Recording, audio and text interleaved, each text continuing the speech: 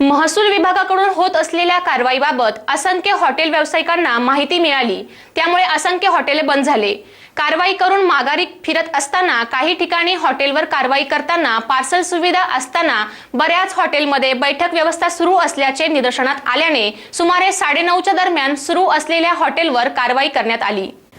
या कारवाई दरम्यान विना मास्क हॉटेलमध्ये वावरणाऱ्या नागरिकांवर दंडात्मक कारवाई करण्यात आली।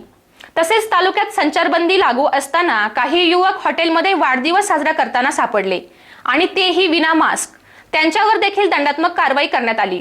आणि सिन्नरकडे येत असताना एका हॉटेलमध्ये चक्क शासकीय विभागात काम करणारे फुले नगर माळवाडी येथील ग्रामसेवक एका हॉटेलमध्ये जेवण करताना आढळले। पार्सल सुविधा असतानाही या ग्रामसेवकाचे आदरातिथ्य होत होते, मात्र महसूल विभागाकडून त्यांचीही गैर न करता त्यांच्यावर देखील दंडात्मक कारवाई करत शासनाचे नियम सर्वसामान्यांबरोबर सर्वांना लागू असल्याचे आपल्या कृतीतून दाखवून दिले व त्यांना आपणच नियमांचे उल्लंघन बिनदिक्कत करता आणि सर्वसामान्यांना त्याचा त्रास भोगावा लागत असल्याची तंबी देखील देण्यात आली।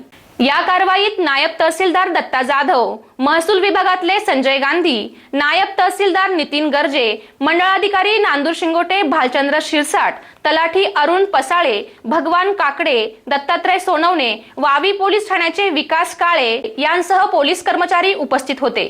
SCN न्यूज साठी अक्षय गायकवाड।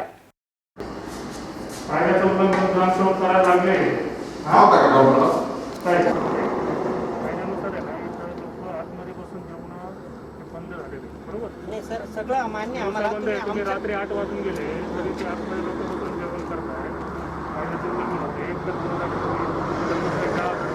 मी सांगितली रितसर शासनाची। नाही ऐका ना सर, आमचं आम्हाला तुमची पावती मान्य, सगळं मान्य आम्हाला। फक्त आजच्या दिवस आमची चूक झाली। सगळं ऐका ना सर।